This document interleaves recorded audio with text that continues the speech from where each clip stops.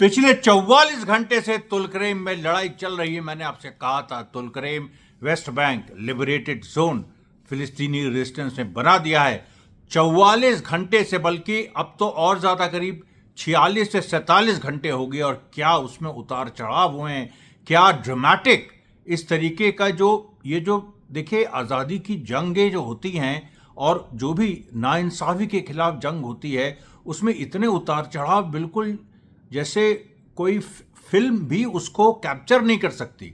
अब आप सोचिए कि तुलकरेम में 44 घंटे पहले 2 दिन से और लगातार मैं ये खबर दे रहा हूँ क्योंकि आईडीएफ को किसी न किसी तरीके से वेस्ट बैंक में फिलिस्तीनी रेजिस्टेंस का मनोबल तोड़ना है, उसको हराना है। और इसके पीछे बहुत बड़ी राजनीति है, इसके पीछे ग्लोबल राजनीति है। और ग्लोबल राजनीति क्या है? नेतन्याहू का पूरा एक खुलासा इधर हुआ है और वो ये हुआ है कि नेतन्याहू ने ये सोचा था कि हमास को हम थोड़ा सा आगे बढ़ाएं और हमास के ऊपर अभी कोई कर्ब ना करें। ये पहले की बात है, 7 अक्टूबर के पहले की, 7 अक्टूबर 2023 के पहले की। और हमास के ऊपर हम उस तरीके से इसको करें तक, क्योंकि वो जानता था नेतन्याहू। अब लोग इसको कहते हैं कि नेतन्याहू ने हमास को बढ़ाया। कौन कहता है? पैलेस्टीनियन अथॉरिटी, जो खुद दलाल है। ये मोहम्मद अब्बास, ये लोग कहते हैं कि हमास को नेतन्याहू ने बढ़ाया। सच्चाई क्या है? सच्चाई ये है, और ये वेस्ट बैंक में जो अभी लड़ाई चल रही है उससे जुड़ा हुआ है। सच्चाई ये है कि नेतन्याहू ने ये सोचा था कि हम हमास को थोड़ा सा ढील दें, थोड़ा इसको बढ़ने दें, क्योंकि जो हमास डिमांड कर रहा है वो कभी भी इजराइल पूरा नहीं करेगा। और हमास डिमांड क्या कर रहा है कि एक वन स्टेट सोल्यूशन, कि उसमें पैलेस्टाइन राज हो जिसमें अरब्स और जूस दोनों की इक्वल राइट्स हो, लेकिन राज पैलेस्टीन हो और जिसका कैपिटल अल कुद्स हो। अब यह अलग बात है कि हमास ने अपने उस लॉन्ग टर्म गोल को पाने के लिए बहुत कुछ मॉडरेट किया है। 2 स्टेट सोल्यूशन तक को मानने की बात आ गई है कि एक ये यहां से शुरुआत हो सकती है, वो अलग बात है। लेकिन नेतन्याहू इस बात को जानता है कि हमास अपनी बेसिक मांगों से पीछे नहीं हटेगा। और केवल पैलेस्टीनियन स्टेटहुड का यहाँ सवाल नहीं है। यहाँ सवाल अभी जो लड़ाई चल रही है, अभी जो जंग चल रही है, 7 अक्टूबर 2023 से शुरू हुई गाजा में, उसमें जो डेवलपमेंट हुआ है उसमें यह हुआ है कि अभी जो होस्टेज डील के लिए लेटेस्ट, जहां पर बातें बार बार रुक रही हैं, जहां तक बात आ गई है कि कतार ने कह दिया है कि लगता हमको अब मीडिएशन से ही पीछे हटना पड़ेगा क्योंकि कुछ निकल नहीं रहा है। तो वहां क्या हो रहा है? हमास अपनी 4 मांगों पे एकदम टिका हुआ है। और वो जो 4 मांगे हैं अभी फिलहाल इमीडिएट सीज फायर में, जो लॉन्ग टर्म पॉलिटिकल गोल है वो नहीं, अभी इमीडिएट सीज फायर में जो 4 उसकी मांगे हैं कि एक तो अपना ये सीज फायर डिक्लेयर करे कि कॉम्प्रिहेंसिव सीज फायर होगा, withdrawal of Israeli troops from Gaza से सारी इजरायली ट्रूप्स हटें, रिकंस्ट्रक्शन ऑफ गाजा, और डिस्प्लेस्ड पर्सन साउथ से नॉर्थ की तरफ जाएं।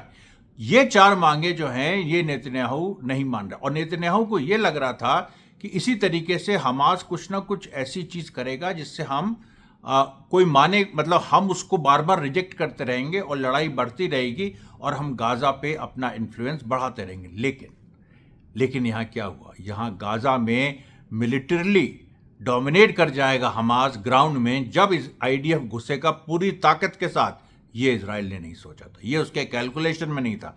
उसके कैलकुलेशन में था कि हमास एक एक्सट्रीम पोजीशन लेता है तो हमास को लेने दो, वो हमारे फायदे की चीज़ है, दुनिया को हम दिखा सकते हैं। और जब 7 अक्टूबर हुआ तो पूरी उसी स्क्रिप्ट के हिसाब से नेतन्याहू चला कि हमास को दिखाओ कि इसने बलात्कार किया है, इसने मारा है इनोसेंट्स को, ये किया है, वो किया है, और फिर हम अपनी सेना भेजेंगे, 2 महीने में तब खत्म, सब हमास जो है खत्म।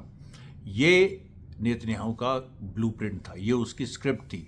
मैक्सिमम जनवरी 2024 ये लीक हो गई है और मैगजीन्स में लीक हो गई है, जो अल्टरनेटिव मीडिया की मैगजीन्स हैं, कि जनवरी 2024 डेडलाइन थी। आज अप्रैल 2024 हो गया।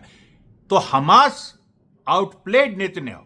और इसमें आपको मैं बताऊं कि जो भी क्रांतिकारी ताकत होती है वो हमेशा अपने दुश्मन के साथ या अपने दुश्मन को एंगेज इस तरह से करती है, उसको मैनिपुलेट करती है। रशिया के रेवोल्यूशन के बारे में मैं आपको बता दूं कि रशिया में जो रेवोल्यूशन हुआ तो जो रशियन कम्युनिस्ट पार्टी थी जिसको लेनिन लीड कर रहे थे, लेनिन फर्स्ट वर्ल्ड वॉर के समय रशिया में नहीं थे, स्विट्जरलैंड में थे।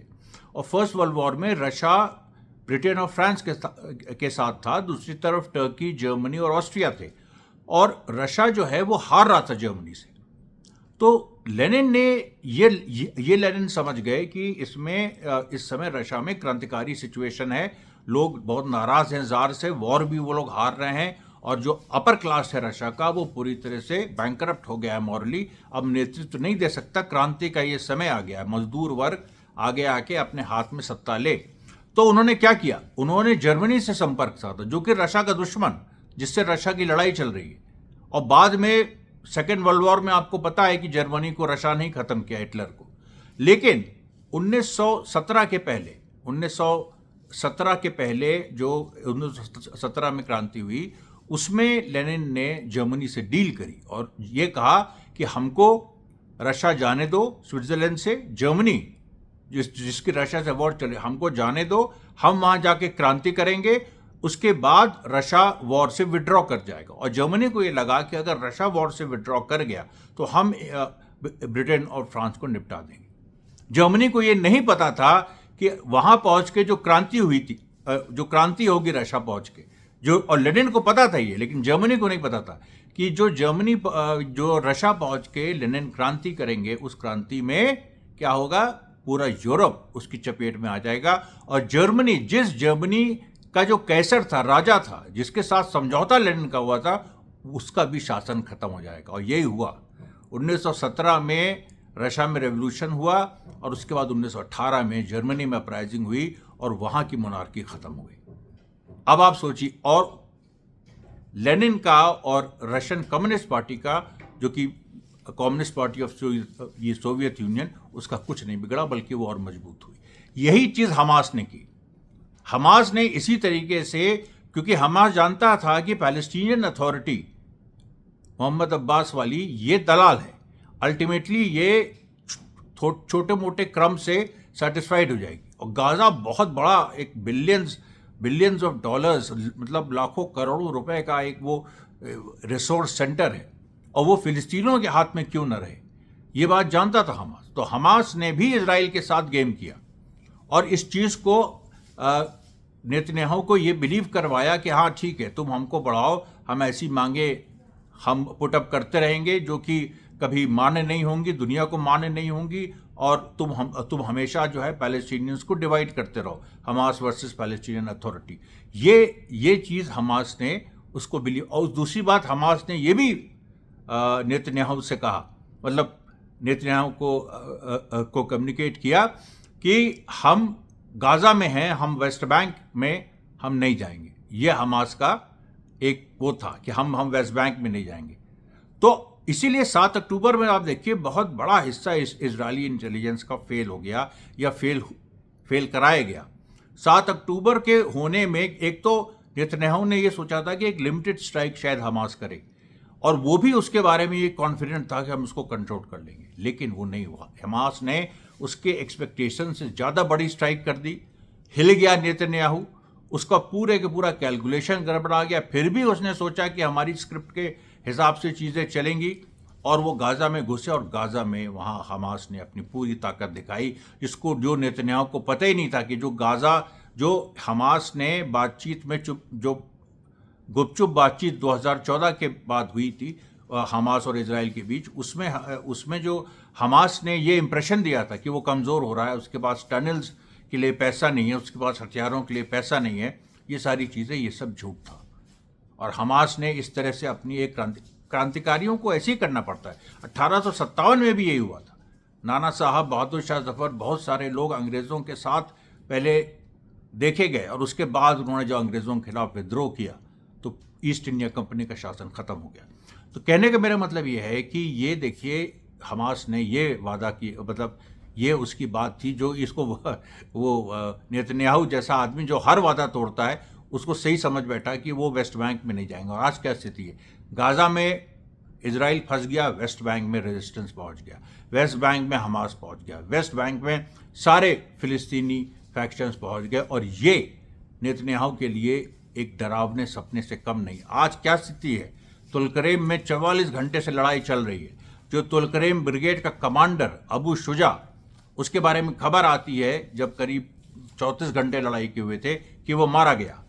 उसके बाद दूसरी खबर आती है कि एक नई तुलकरेम ब्रिगेड बनी है, और उसके बाद अभी खबर आई है आधे घंटे पहले कि अबू शुजा तो शायद जिंदा है।